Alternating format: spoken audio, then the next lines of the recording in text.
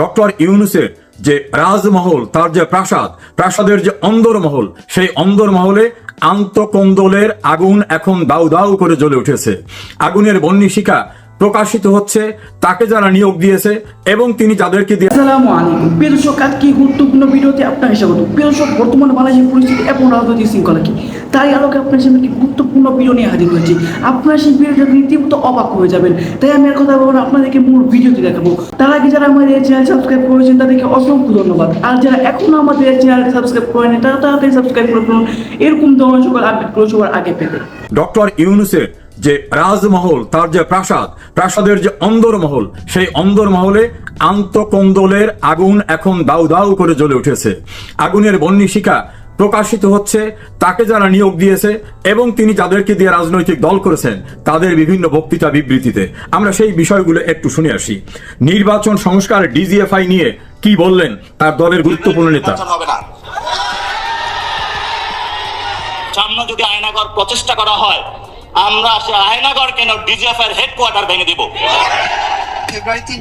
তিনি বললেন ফেব্রুয়ারিতে নির্বাচন হবে না, সামনে যদি আয়নাঘর, এমনকি ডিজিএফআই হেডকোয়ার্টার তারা ভেঙে দেবে। অর্থাৎ ডিজিএফআই হচ্ছে সেনাবাহিনীর প্রতিরক্ষা গোয়েন্দা সংস্থা, তার হেডকোয়ার্টার ভেঙে দেবে।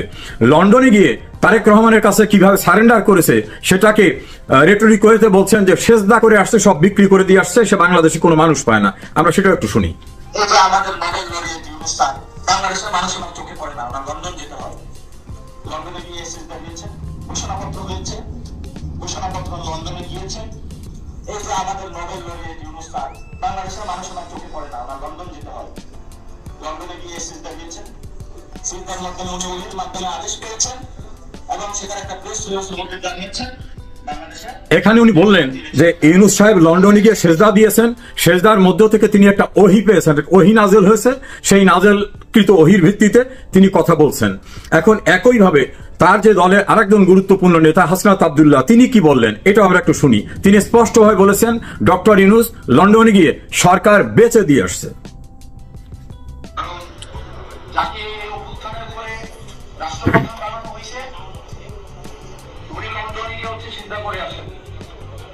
এবং পৃথিবীর ইতিহাসে এমন ঘটনা আছে কিনা যে সরকার প্রধান, অন্তর্বর্তীকালীন সরকার প্রধান এবং রাজনৈতিক দলের ভারপ্রাপ্ত চেয়ারম্যান একই সাথে প্রেস কনফারেন্স করে। ওই দিনই সরকার লন্ডনে বেঁচে দিয়ে আসছে। হাসনাত আব্দুল্লাহ বলেন যে পৃথিবীতে এমন নজির নাই যে অন্তর্বর্তীকালীন সরকারের প্রধান এবং বিরোধী দলের নেতা একত্রে বৈঠক করে একসঙ্গে প্রেস কনফারেন্স করে এবং ওই দিনই সরকার বিক্রি করে দিয়ে আসছে। এটা হলো হাসনাত আব্দুল্লাহর বক্তব্য। এবং আমরা আরেকটা আসি, সেনা প্রধানকে ব্যারিস্টার ফুয়াদ বলছেন যে গুড়িয়ে দেবেন, উড়িয়ে দেবেন, ষড়যন্ত্রকারী বলছেন। তারা দেখতে পাচ্ছেন সেনা প্রধান এক ধরনের নামকা ওয়াস্তের মিটিং করার মধ্য দিয়ে এখন নতুন করে ষড়যন্ত্র করছে কিভাবে প্রেসিডেন্টের অধীনে নতুন করে একটা অন্তর্বর্তীকালীন সরকার করা যায়। আপনারা জানেন এই প্রেসিডেন্ট হচ্ছে হাসিনার আর একটা গোলাম কুকুর। এক কুকুরের বাচ্চা দিয়ে আর এক কুকুরকে স্বাধীন করা যাবে না। আমরা যখন কুকুরকে দেশছাড়া করেছি, কুকুরের বংশ সহ উৎখাত করে দেশছাড়া করবে। ব্যারিস্টার ফুয়াদ তিনি এবি পার্টির সাধারণ সম্পাদক, তিনি প্রধানমন্ত্রী শেখ হাসিনাকে উল্লেখ করে বলেছেন এবং রাষ্ট্রপতিকে যে ভাষায় তিনি বকাবকি করেছেন আমি আর সেটা উচ্চারণ করতে চাই না, এবং সেনাপ্রধান সম্পর্কে সুনির্দিষ্টভাবে বলেছেন যে সে ষড়যন্ত্র করছে। শুধু সেইখানে না, নাসিরউদ্দিন পাটোয়ারি এই সেনাবাহিনী সম্পর্কে আরো ভয়ঙ্কর একটা মন্তব্য করেছেন, আমি উচ্চারণ না করে আপনাদের শোনাই। এই যে আমাদের আর্মি ভাইরা, হাতে শুধু অস্ত্র থাকতে হয় না, মাথায় কিছু গিলু থাকতে হয়। না বুঝে সংবিধান, না বুঝে স্টেট, বিভিন্ন দেশ থেকে গিয়ে একটু ঘুরে ফিরে কিছু অস্ত্রের প্রদর্শনী থেকে কিছু অস্ত্র নিয়ে আসে। আমি আইসা মাথায় গিলু না থাকার কারণে অস্ত্রটা চালায় জনগণের উপরে। কি অদ্ভুত একটা বাহিনী, কি অদ্ভুত গোয়েন্দা সংস্থা। আপনার মাথার মধ্যে যদি ন্যূনতম কমন সেন্স থাকতো, আপনি আয়নাঘর বানাইতে পারতেন না। এইখানে তিনি বললেন যে গোটা বাহিনীকে, গোটা সেনাবাহিনীকে বলছেন যে এদের মাথায় কোনো ঘিলু নাই, ন্যূনতম কমন সেন্স নাই। বিদেশ থেকে কয়েকটা অস্ত্র নিয়ে আসে, ট্রেনিং নিয়ে আসে, সেই অস্ত্রটা মানুষের উপর চালায়। গোটা সেনাবাহিনীর মাথায় ঘিলু নাই, এটা পরিষ্কারভাবে তিনি বললেন। আর ডিজিএফআই হেডকোয়ার্টার উড়িয়ে দেবেন। আরেক দলের সেক্রেটারি ব্যারিস্টার ফুয়াদ তো বললেন, যে ভাষায় বলেছেন আপনারা শুনেছেন। আর ফেব্রুয়ারির কথিত নির্বাচনের তারিখ বললেন ফেব্রুয়ারিতে নির্বাচন হবে না। এবং তারা দুজনই, নাসিরুদ্দিন পাটোয়ারি এবং হাসনাত আব্দুল্লাহ বললেন, লন্ডনে গিয়ে ডক্টর ইউনূস সেজদা করেছেন, সেজদা করে সরকার বেচাকেনা করে দিয়ে আসছেন। এখন এই ইউনূসকে, এই ইউনূসের নিয়োগকর্তা তো এএনসিপি, এই ছাত্র আন্দোলনকারীরা। হঠাৎ কি হলো? একেবারেই সব রিভার্স হয়ে গেল। সম্পর্কের অবনতি এমন জায়গায় চলে গেছে যে এখন তাদের আর নাকি মুখ দেখা দেখি নাই। তাদের কথিত জুলাই ঘোষণায় নেতৃবৃন্দরা তারা কক্সবাজারে গিয়ে অবকাশ যাপনে চলে গেলেন। তাদের নাকি ভালো করে ইনভাইটও করা হয়নি। তারা এখন অভিযোগ করছেন যে আমরা করেছি আন্দোলন, ওই ঘোষণার মঞ্চে আমরা থাকবো, সেখানে কেন রাজনৈতিক দলের নেতৃবৃন্দ? এবং একটু সূত্র জানায় তাদের নাকি 2 থেকে 3 জনাকে মাত্র নিমন্ত্রণ পত্র দেওয়া হয়েছে। ওরা বলছে যে আমরাই তো সব, আমরা এখন 2টা নিমন্ত্রণ পত্র নিয়ে যাব, আমরা ওখানে গেলামই না। অবকাশ যাপনে কক্সবাজারে চলে গেছে। রাখি বন্ধন ছিন্ন হয়ে গেছে। এখন মহাবিরহ দুই পক্ষের মধ্যে। আলটিমেটলি কি হতে যাচ্ছে? ডক্টর ইউনূস সম্পর্কে এই তরুণ ছাত্ররা বা যারা নতুন উদ্যোক্তা, তাদের ধারণা ছিল না। একাধিক ব্যক্তি বাংলাদেশের গণমাধ্যমে বলছেন, যারা কেউ আওয়ামী লীগ করে না, যে ইউনূস নিজে লোভী, সে নিজেরটা ছাড়া কিছু বোঝে না। সাংবাদিক এম এ আজিজ, মঞ্জুর ইসলাম পান্না, মাসুদ কামাল, তৃতীয় মাত্রা জিল্লুর রহমান, আরো অনেকে পরিষ্কারভাবে বলছেন যে এই ব্যক্তি নিজেরটা ছাড়া কোনো কিছুই বোঝেন নাই। কিভাবে? নিজের উপরে যে দুর্নীতির মামলা ছিল, মামলাগুলো প্রত্যাহার করে নিয়েছেন। 666 কোটি টাকা ট্যাক্স পাবে সরকার, সেই ট্যাক্স নিজে মওকুফ করেছেন। তার প্রতিষ্ঠান আগামীতে 5 বছর ট্যাক্স দেওয়া লাগবে না, সে ব্যবস্থা করে নিয়েছেন। নিজের গ্রামীণ বিশ্ববিদ্যালয় নিয়েছেন, ডিজিটাল ওয়ালেট নিয়েছেন, এবং গ্রামীণ ব্যাংকের রাষ্ট্রের মালিকানার অংশটা কমিয়ে নিরঙ্কুশভাবে নিজের জায়গায় নিয়েছেন। আপন ভাতিজাকে ডেপুটি প্রেস সেক্রেটারি করেছেন। লামিয়া মোর্শেদ তার সঙ্গে কাজ করতো, তাকে এনে সচিবের পদমর্যাদায় বসিয়েছেন। স্বাস্থ্য উপদেষ্টা করেছেন।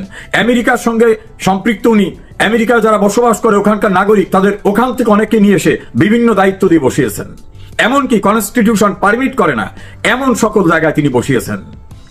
নিজের সব কাজ সিদ্ধি হয়ে গেছে। এখন উনি ওনার নিয়োগকর্তা, যাদের নিয়ে গর্ব করে বলতেন আমি কতদিন থাকবো এটা আমার নিয়োগকর্তা জানে, যারা আমাকে নিয়োগ দিয়েছে। এখন নিয়োগকর্তারা বলছেন উনি বেঈমান, উনি গাদ্দার, উনি মুনাফিক। এই 3টি শব্দ তারা বিভিন্ন বক্তৃতায় ব্যবহার করছেন। আমি সময়ের সংক্ষিপ্ততার জন্য সেই ভিডিওগুলো শোনালাম না। তারা বলছেন যে এই ইউনূস গাদ্দার, এ বেঈমান, এ বিশ্বাসঘাতক। এই কথাগুলো শেখ হাসিনা অনেক আগে বলেছিল যে এ লোভী, এ নিজেরটা ছাড়া কিছু বোঝে নাই। তখন এরা মনে করছে সপ্ত আসমান থেকে নেমে আসছে, অন্য গ্রহ থেকে নেমে আসছে এই ডক্টর মোহাম্মদ ইউনূস। কি সুন্দর হাসে, কথা বলে, কি সুন্দর অর্ডিনারি পোশাক পরে, কি নির্মোহ। এখন বোঝা গেছে নির্মোহ কি। আন্তঃকন্দল এমন জায়গায় গেছে যে ইউনূসের একজন অ্যাডভাইজার সৈয়দ রেজওয়ানা, তিনি বলছেন যে এনসিপি কি বললো না বলতে কিছু যায় আসে না, ইলেকশন হবে। 1 সপ্তাহ আগেও কি এনসিপি সম্পর্কে এই ভাষায় কথা বলা যেত? ইউনূসের প্রেস সেক্রেটারি তিনি বলছেন যে নির্বাচন হবেই। এই ঔদ্ধত্য কি দেখাতে পারত কদিন আগেও? নিয়োগকর্তাদের ইচ্ছার বিরুদ্ধে কথা বলছে। অন্যদিকে এই নিয়োগকর্তাদের কেউ কেউ কি জঘন্য ভাষায় বিএনপির ভারপ্রাপ্ত চেয়ারম্যান তারেক রহমানের নামের সঙ্গে একটা ফিমেল জেন্ডার যুক্ত করে জঘন্য ভাষায় গালিগালাজ করছেন। এমনকি বেগম খালেদা জিয়ার সম্পর্কে, এমনকি মিছিল দিয়ে বলছেন চাঁদা আদায় হয় পল্টনে, চলে যায় লন্ডনে। আর ডক্টর জনাব তারেক রহমানের নামের পিছনে খুবই আপত্তিকর একটা শব্দ ব্যবহার করে স্লোগান দিয়েছেন। বলেছেন সারা বাংলাদেশ তারা দখল করতেছে, গরুরহাট, বাস স্ট্যান্ড, টেম্পু স্ট্যান্ড, এ দখলবাজ, এদের ক্ষমতা আসতে দেওয়া হবে না। এমনকি মিটফোর্ডে পাথর দিয়ে একজনকে নির্মমভাবে চাঁদা না দেওয়ার দায়ে মেরে ফেলার ঘটনা উল্লেখ করে তারা বলছেন যে আমরা এক পক্ষকে তাড়িয়েছি আর একজনকে ক্ষমতা আনার জন্য না। যে ভাষায় ঢাকা ইউনিভার্সিটিতে ফিমেল একটা মেল অর্গান উল্লেখ করে যে স্লোগান বিএনপির বিরুদ্ধে দিয়েছে, আমার মনে হয় না বাংলাদেশের ইতিহাসে কখনো এমন শব্দ দিয়ে কোন স্লোগান হয়েছে। একই ভাষায় জামাত ইসলামী ও বিএনপিকে গালিগালাজ করেছে অশ্লীল অশ্রাব্য ভাষায়, এবং বলা হয়েছে সারা দেশ লুটপাট করছে যারা, তারা ক্ষমতা আসবে এটা যেন তারা না ভাবে। এভাবে এনসিপি, জামাত, বিএনপি পরস্পরকে শালীনতা শিষ্টাচার বহির্ভূত ভাষায় গালিগালাজ করেছেন, যেটা বাংলাদেশে দীর্ঘদিন বিরোধ থাকা সত্ত্বেও আওয়ামী লীগ, বিএনপি, জাতীয় পার্টি, জামাত এরাও বোধহয় কেউ কোনোদিন এই ভাষা ব্যবহার করে কোন রাজনৈতিক নেতাদেরকে, প্রতিপক্ষকে কোনোভাবে গালিগালাজ করেনি। আর সারা দেশে যাতে বিএনপির ইমেজ সংকট চরম হয় সেজন্য জামাত ইসলামী মোটামুটি বিএনপিকে চাঁদাবাজের দল, বাজারঘাট দখল করা, বাড়ি দখল করা, মাছের গেট দখল করা, টেম্পো স্ট্যান্ড দখল করা, এই দখলবাজ হিসাবে মোটামুটি তাদেরকে বিভিন্ন জায়গায় জেনারেলাইজ করে ফেলছে। আবার বিএনপি বিষয় বলছেন যারা ৭১ অপরাধ করেছে, যুদ্ধ অপরাধী, যারা ৭১ বাংলাদেশ চায় নাই, তারাই দেশে ক্ষমতা আসতে পারবে না। আর মধ্যবর্তী থাকায় থেকে এই এনসিপি দুই গ্রুপকে নানা কথা বলছেন। এনসিপির মাহফুজ আলম, যাকে সক্রেটিস বলা হয়, তিনি তো বলছেন যে ৭১ সালের দায় যাদের কাঁধে রয়েছে তারা নতুন করে কোনো কিছু চিন্তা করতে পারবে না। আবার জামাতের নায়েবে আমির ডক্টর মোহাম্মদ আব্দুল্লাহ তাহের, তিনি বিএনপির এক নেতাকে পরিষ্কারভাবে বলছেন যে এনসিপির প্রধান যিনি, ও তো আমাদের তৈরি, আমরা ওকে গ্রোন আপ করেছি। নাহিদ ইসলামের কথা বলেছেন। তাহলে এনসিপি তাদের তৈরি। আবার তিনি বিবিসির সঙ্গে ইন্টারভিউ দিয়ে বলেছেন এই আন্দোলন আমরাই করেছি, নেপথ্যে আমরা ছিলাম, কিন্তু আমাদের নাম বাইরে আসলে সমস্যা হবে, এই জন্য আমরা বেনামিতে অন্যদের দিয়ে, কেউ ছাত্রলীগের আশ্রয়, কেউ নূরের ছাত্র সংগঠনের আশ্রয়, বিভিন্ন ভাগের থেকে আমরা কাজ করেছি। এটা বিবিসির কাছে তিনি বলছেন। ওই সময় কিন্তু শেখ হাসিনা বলছিলেন এটা কোঠার আন্দোলন না, আসল আন্দোলন ক্ষমতা দখল করা, এবং এর নেপথ্যে জামাত, শিবির, বিএনপি। এখন কিন্তু তারা নিজেরা স্বীকার করতেছেন। একইভাবে এনসিপির আব্দুল হান্নান মাসুদ, আসিফ মাহমুদ, সজীব ভুইয়া, নাহিদ ইসলাম, তারা প্রকাশ্যে বলছেন আমাদের টার্গেট ছিল সরকার উচ্ছেদের ৫ তারিখ যদি সরকার পড়ে না যেত আমরা অস্ত্র তুলে নিতাম। তাহলে তাদের আসল টার্গেট ছিল সরকার পতনের আন্দোলন, এবং তাদের সেই অস্ত্র ছিল অস্ত্র তুলে নিতাম বললে তাদের হাতে তো নিশ্চয় অস্ত্র ছিল না, তুলতো কোন জায়গা থেকে? এভাবেই তারা স্বীকার করতেছে সবখানে যে আমরা যদি মেট্রো রেলে আগুন না দিতাম, পদ্মা সেতুতে আগুন না দিতাম, আমরা যদি পুলিশ মেরে না ফেলতাম, তাহলে কি আন্দোলন গতি পেত? এইসব হতো? তাহলে মানুষ মারা, পুলিশ মারা, দেশের ভিতর নৈরাজ্য সৃষ্টি করা, ভাঙচুর করা, ক্ষমতা দখলের জন্য অস্ত্রের প্রস্তুতি নেওয়া। এবং আসিফ মাহমুদ, সজীব ভুইয়া একথা বলছেন যে নাহিদ ভাই ভিডিওতে বার্তা তৈরি করে রেখেছিল যে আমরা অস্ত্র তুলে নেবো যখন, তখন এই ভিডিও বার্তা চতুর্দিকে ছড়িয়ে যাবে। তাহলে শেখ হাসিনা যেগুলো বলেছিলেন সেইগুলো এখন তারা স্বীকার করতেছে। আর ডক্টর ইউনূস এইটার সঙ্গে যে জড়িত, এটা শেখ হাসিনা বারবার বললেও অনেকে তখন বলছেন না, ক্ষমতায় থাকার জন্য অহেতুকভাবে ইউনূসকে অভিযুক্ত করছেন। ক্লিনটন ফাউন্ডেশনে গিয়ে ডক্টর মোহাম্মদ ইউনূস সেখানে সাবেক মার্কিন প্রেসিডেন্ট বিল ক্লিনটনের সামনে বলছেন নাথিং ওয়াজ হ্যাপেন্ড সাডেনলি, ইট ওয়াজ মেটিকুলাসলি ডিজাইনড, অর্থাৎ সুপরিকল্পিতভাবে এগুলো ঘটানো হয়েছে। আবার ইউনূসের যে সিপাহসালাররা, তারা প্রকাশ্যে বলছেন আমরা মেসে থাকতাম, বিভিন্ন জায়গা থাকতাম, আমরা দীর্ঘদিন যাবত এই পরিকল্পনা করতেছি। অর্থাৎ এই কোটা বিরোধী আন্দোলন একটা ইস্যু ছিল, এবং এটা সরকার মেনে নিলে বিকল্প কি করা যেত সেটাও তাদের মাথার ভিতরে ছিল। এইরকম ভাবে একটি গণতান্ত্রিক সরকারকে উচ্ছেদের জন্য যে মেটিকুলাস ডিজাইন, যেটা শেখ হাসিনা বলতেন, ইউনূস সেটাকে অ্যাডমিট করেছেন। এই প্রক্রিয়ার ভিতর থেকে যারা কাজ করেছেন, এখন তাদের স্বার্থের সংঘাত। নতুন নতুন বাচ্চা ছেলেরা উপদেষ্টা হয়েছে, অর্থকড়ি স্বাদ পেয়েছে, কেউ তার নিজের এলাকায় বাবাকে দিয়ে সন্ত্রাস, নাহিদ ইসলাম তার বাবাকে দিয়ে অফিস খোলা, কেউ বলছেন মাহফুজের টাকা অস্ট্রেলিয়ায় চলে যাচ্ছে। আসিফ নজরুল সম্পর্কে অনলাইন অ্যাক্টিভিস্ট ইলিয়াস সাহেব বলছেন 100 কোটি টাকা তিনি আমেরিকায় নিয়েছেন। তিনি চ্যালেঞ্জ করে বলছেন যে কোথায় কিভাবে টাকা নেওয়া হয়েছে সব আমি জানি। এরকম ভাবে তোলের বিড়াল সব বেরিয়ে আসা শুরু হয়েছে, অথচ এরা সবাই কিন্তু এক কাতারে ছিল। গতকাল একজন প্রভাবশালী অনলাইন অ্যাক্টিভিস্ট ফ্রান্স থেকে বলেছেন সার্ভে যে রিপোর্ট আসছে এতে বিএনপি, জামাত, এনসিপি কারোই ক্ষমতা আসার মতো অবস্থা নাই, নতুন কাউকে নিয়ে আসতে হবে। তিনি তার অ্যাসেসমেন্টে বুঝেছেন যে এদের কারো এখন ইমেজ ভালো না। ভেরি রিসেন্টলি যে সার্ভে হয়েছে, সেই সার্ভেতে এর পূর্বে যে সার্ভে একই প্রতিষ্ঠান করেছিল তার থেকে অবনতি হয়েছে বিএনপি, জামাত এবং এনসিপির। এনসিপি একটু বেড়েছে, বিএনপি জামাতের অবস্থা খুবই নিচে নেমে আসছে। অর্থাৎ এই দুই সংগঠনের যে প্রচন্ড ভাবে ইমেজ সংকট, মানুষ তাদের কাছ থেকে মুখ ফিরিয়ে নিচ্ছে, মানুষের প্রত্যাশা পূরণ হবে না এদের দ্বারা, এটা মানুষ বুঝেছে। সারা দেশে চাঁদাবাজি, সন্ত্রাস এক প্রকার করছেন বিএনপি, আর জামাত করেছেন বিভিন্ন প্রতিষ্ঠান দখল করা, বিশ্ববিদ্যালয়ের ভিসি থেকে শুরু করে বিভিন্ন জায়গায়। ফলে দখলের যে একটা কম্পিটিশন হয়েছে। আর ইউনিসেফ পার্টির যারা, তারা করছেন টাকা দেওয়া খোল, তার টাকা নেওয়াটা। 3 প্রকারে 3 প্রতিষ্ঠানের লোকরা সারা বাংলাদেশে যে নৈরাজ্য, সন্ত্রাস, মবের সংস্কৃতি, বিচার বিভাগ দখল করা, প্রশাসন দখল করা, আইন শৃঙ্খলা পরিস্থিতি একেবারে ধ্বংস করে দেওয়া, প্রশাসনে তাদের ইচ্ছা অনুযায়ী সবকিছু হতে হবে এই ব্যবস্থা করা, এর ফলে মানুষ বুঝতে পেরেছে যে এদের দিয়ে বাংলাদেশে কিছুই হবে না। এই যে ইউনূসের অন্দরমহল যারা মিলে ইউনূসকে নিয়ে আসলো, শেখ হাসিনাকে ক্ষমতার থেকে সরিয়ে দিল, আজকে স্বার্থের সংঘাতে বিএনপি চায় দ্রুত ক্ষমতায় যেতে, তাতে যে সমঝোতা করতে হয় সেই সমঝোতা করে। এনসিপি মনে করে আমরা কেবল দল করলাম, এখন আমাদের কেউ চেনে না, গ্রামগঞ্জে যেতে হবে, পুলিশ, আর্মি, বিজিবি, র্যাব নিয়ে যাওয়ার পরও গোপালগঞ্জ সহ কক্সবাজার, চিটাগাং, ময়মনসিংহ, গাজীপুরে বিভিন্ন জায়গায় বাধার সম্মুখীন হচ্ছে।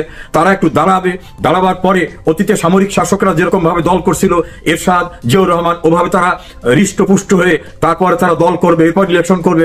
জামাত মনে করে আমরাই তো সবকিছু করেছি, এখন ইসলামী দলগুলো নিয়ে আমরা বাংলাদেশে একটা ইসলামী রাষ্ট্র কায়েম করব, আমাদের সেই সময় দিতে হবে। বিএনপি মনে করে অনেকদিন ক্ষমতার বাইরে ছিলাম, এখন আর তড়িঘড়ি করতে হবে, দ্রুত একটা নির্বাচন দিক, তারেক রহমান প্রধানমন্ত্রী হোক, আমরা যারা দীর্ঘদিন রাস্তায় ছিলাম আমরা মন্ত্রী সহ বিভিন্ন সুযোগ সুবিধা নেই।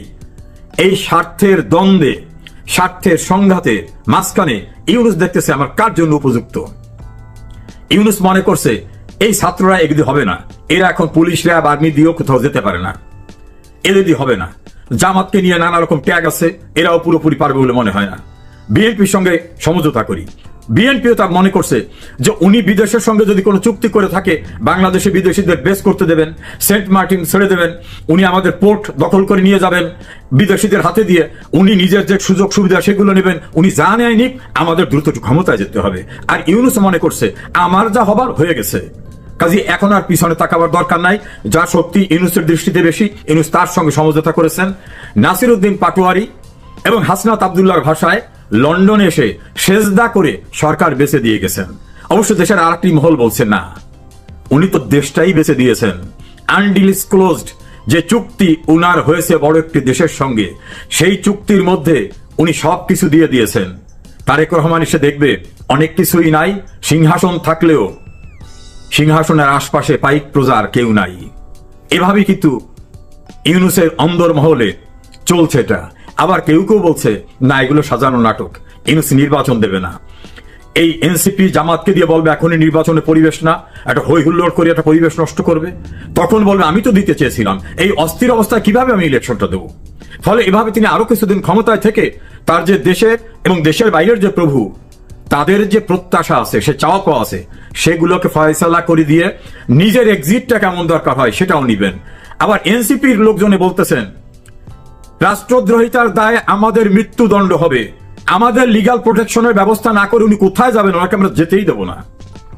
এখন এই যে ছেলেরা যারা শেখ হাসিনার বিরুদ্ধে রাষ্ট্রদ্রোহিতা, সন্ত্রাস, নৈরাজ্য করেছে, সংবিধান ভঙ্গ করেছে, তারা এখন আতঙ্কিত, সংবিধান লঙ্ঘনের দায়ে আমাদের তো মৃত্যুদণ্ডের মুখোমুখি হতে পারে।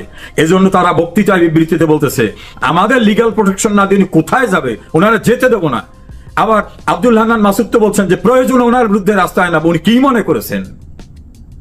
এই আন্তকন্দলের মধ্য থেকে উদ্বেগ উৎকণ্ঠার বাংলাদেশ অর্থনীতিতে, উন্নয়নে, সব কিছুতে, আইন শৃঙ্খলায়, বিচার ব্যবস্থায় ধ্বংসের চূড়ান্ত পর্যায়ে চলে গেছে। দেবপ্রিয় ভট্টাচার্যের ভাষায় বিশ্বব্যাংক বলছে 28 লক্ষ মানুষ বেকার হয়েছে, 149টা ইন্ডাস্ট্রি বন্ধ হয়ে গেছে। জিডিপির হার ছিল শেখ হাসিনার আমলে 7 পয়েন্ট প্লাস, সেটা এখন বিশ্বব্যাংকের ধারণা 3-এ নেমে আসবে। বাংলাদেশটাকে 12টা বাজিয়ে দিয়েছেন। ইউনূসের রাজমহলের অন্দরমহলের আগুন বোধ হয় বাংলাদেশকে আরো ভয়ঙ্কর পরিস্থিতির দিকে নিয়ে যাচ্ছে। কি হতে যাচ্ছে আমরা অপেক্ষা করি। তবে সুখকর কিছুই যে ইউনূস এবং তার পারিষদবর্গের কাছ থেকে কিছু পাওয়া যাবে না। মানুষ যখন সবাই বলতেছে যে এর চেয়ে শেখ হাসিনা ভালো ছিল, সেই জায়গাটা এখন যুক্তিগ্রাহ্যভাবে সবাই গ্রহণ করছে। কিন্তু দেশটাকে কতটা ধ্বংসের ভিতরে চূড়ান্ত পর্যায়ে নিয়ে ইউনূস পরিত্রাণ দেবেন, অথবা অনাকাঙ্ক্ষিত কি ঘটনা ঘটে যায়, সেটাই এখন দেখার।